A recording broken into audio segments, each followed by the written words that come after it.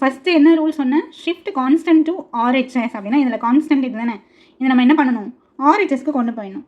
x² - 3x = +2 இங்கே வந்தால் -2 இங்கே வந்தால் +2 மாறிடும். ஓகேங்களா? ஸோ ஃபஸ்ட் ரூல் முடிஞ்சிருச்சு. அடுத்து என்ன பண்ண சொன்னேன், add 1/2 into coefficient of x the whole square on both sides.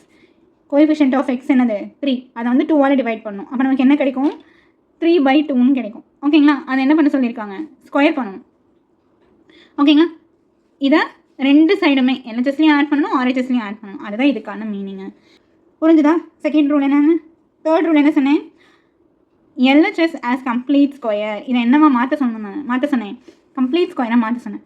இது பார்க்குறதுக்கு என்ன ஃபார்மேட்டில் இருக்குன்னா a - b the whole square ஃபார்முலாவில் இருக்குது.